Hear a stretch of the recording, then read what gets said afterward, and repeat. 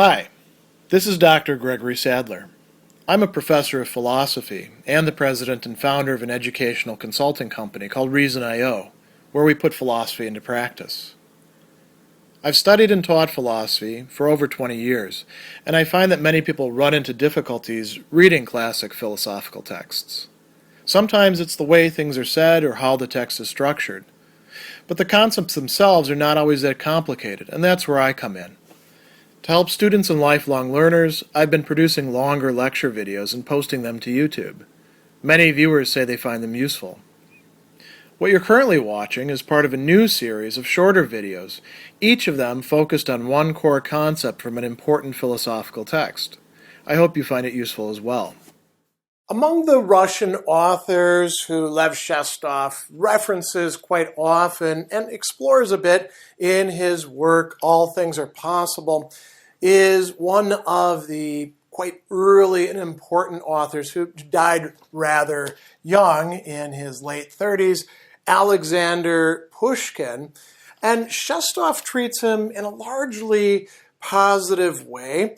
I want to begin with a very interesting passage in part 1, chapter 87, where he says, Pushkin says, so long as Apollo calls him not to the sacred offering of all the trifling children of men, the most trifling perhaps is the poet. Now, Pushkin himself is a poet, so he's reflecting on his own work disposition, and we might say profession.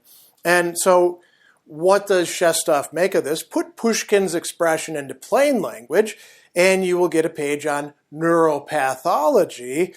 All neurasthenic individuals sink from a state of extreme excitation to one of complete prostration. Poets too. And they are proud of it. They take that as inspiration. So what is he talking about today? The highs of people who are bipolar and the lows as well, perhaps something along those lines. Except poets view that as part of the process. Now, he's also got some really interesting remarks about how you should measure your own work. So this is much later in part 2, chapter 30. He says, Pushkin asserts the poet himself can and must be the judge of his own work. Are you content, exacting artist? Content, then let the mob revile. Those are Pushkin's words. And now notice what's going on there.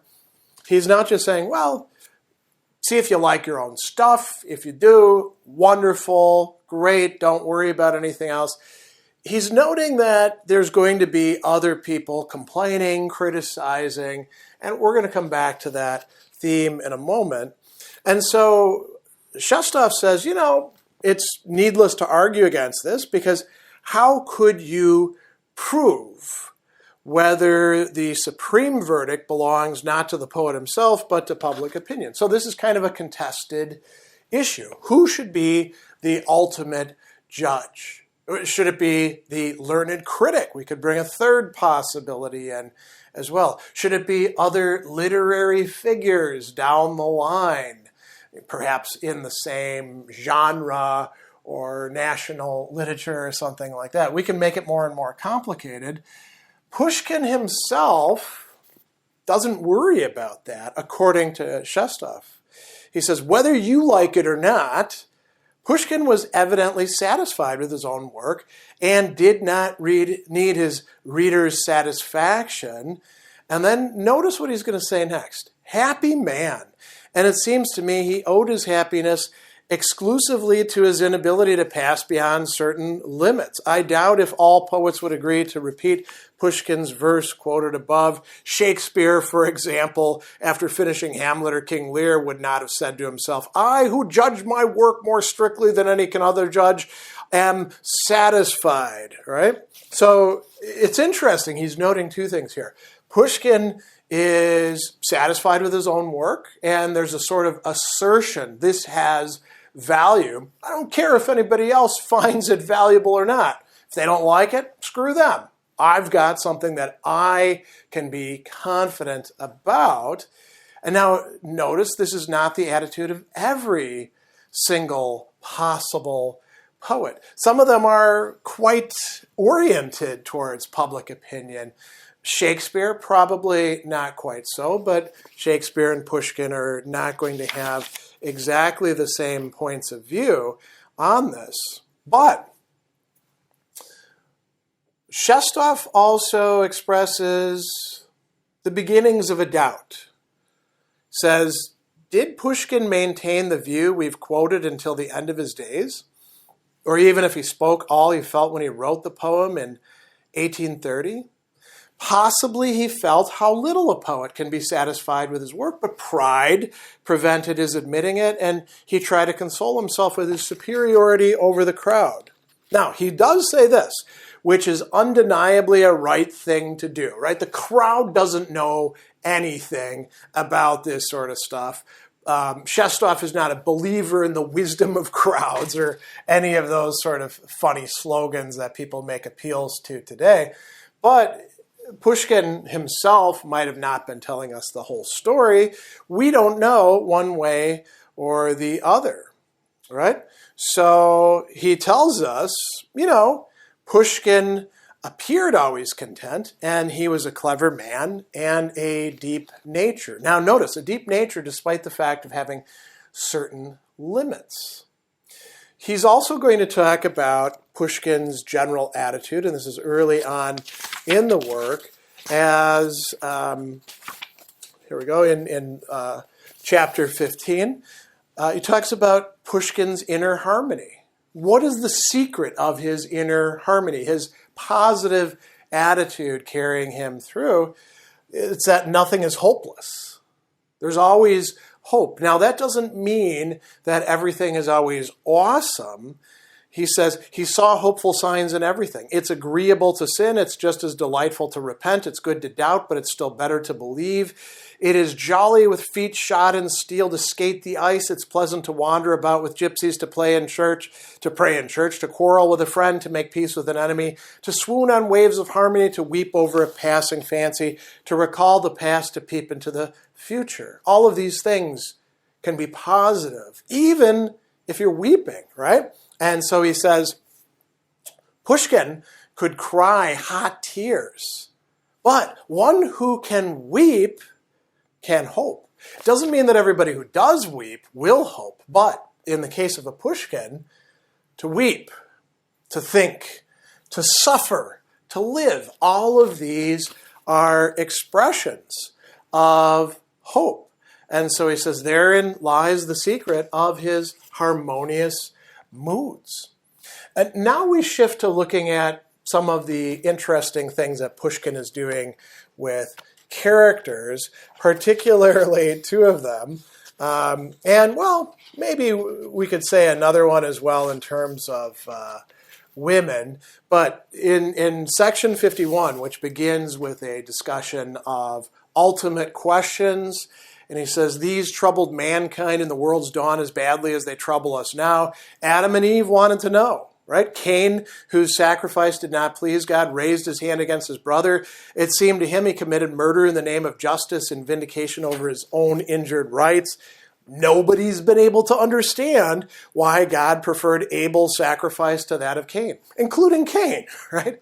And so Pushkin has a character well known to us, those who know about music and Mozart.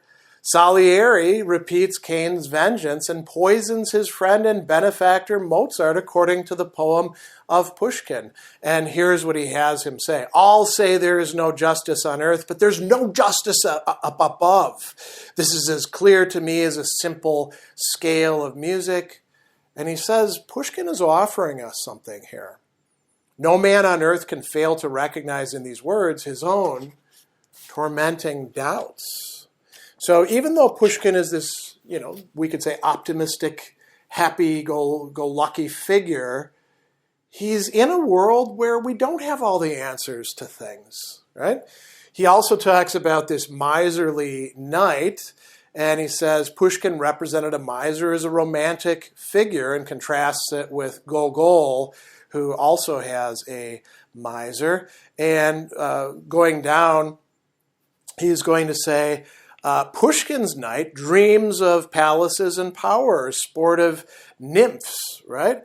Gogol's miser is just a vulgar, dirty maniac who's disgusting. And, there's an interesting contrast between the two. The miser is a typically gross figure, but Pushkin can make him, in some respect, attractive. And now we come to discussion of Pushkin's relations and attitudes towards women. So in section 113, we read, the opinion has gained ground that Turgenev's ideal women are created in the image and likeness of Pushkin's Tatiana. And Shestov says, no, that's mistaken. The critics are actually off. Tatiana appears as a Vestal. So who were the Vestals? These were these Roman virgins, at least in theory. If they weren't, they often got themselves in deep trouble, who were supposed to guard the sacred flame dedicated to Hestia, goddess of the hearth, right? And so in this case, it's a sacred flame of high morality, and that's what her function is in this case, right? And he says, not everything can be done in that way. Fighting is a man's work, but in the hours of peace and leisure, a fighter needs his own hearthside. He must feel assured at home his rights are safely guarded. That is the point of Tatiana's last words. I belong to another and shall remain forever true to him. Now, later on in part 2, in this discussion of the ewig weibliche, right, the eternal feminine, we get an interesting discussion which is bringing together not just Pushkin and some of his critics, but also Lermontov. And we're going to focus just on Pushkin. What is it that Shestov says about him? He loved women, and he was not afraid of them. Now, you might say, well, not being afraid of women, that's not that big of a deal. A lot of men are indeed afraid of women. Indeed, we could even say a lot of literary figures are afraid of women, don't know how to handle them. There's some, not just, we could say, misogyny involved in their works, perhaps inherited from their culture or from their own background, but also misophobia, fear of the feminine as well. Pushkin is not that kind of guy. He's somebody who actually trusted his own nature, was often in love, and sang of his love of the moment. And notice that it's not just one type. That's a very interesting feature as well. When infatuated with a bacchante, he glorified bacchantes, party girls, we could say, right? When he married, he warbled of a modest, nun-like beauty, his wife. And here Shestov says, somebody might not know what to make of this. A synthesizing mind that wants to bring everything together under one heading would probably not know what to do with all Pushkin's sorts of love. Maybe they are quite different. And then he points out that the philosopher Soloviev and the author Leo Tolstoy, also a philosopher in his own respect, who Shestov engages with quite a lot, found this to be problematic. And he says, Vladimir Soloviev alone was not afraid to condemn them. He brought Pushkin as well as Lermontov to account for their moral irregularities. And he went so far as to say it was not he himself who judged them, but fate, in whose service he acted as public denouncer.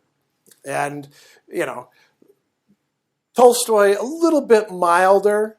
Tolstoy cannot forgive Pushkin's dissolute life, but he does not apply to fate for a verdict. Morality is going to win in the end. But he notes that if Tolstoy's edicts had been executed, all memorials to Pushkin would have been taken away because of the poet's addiction to the eternal female. And what is this about? It has to do with the notion of love. Should love be primarily something kept under wraps? It's got its dirty aspects, but that's from making children and stuff like that. That's the way Tolstoy views that sort of thing.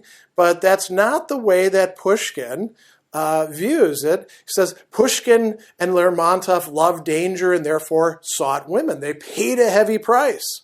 But while they lived freely and lightly. If they'd cared to peep in the Book of Destinies, they might have averted or avoided their sad end, but they preferred to trust their star instead, right?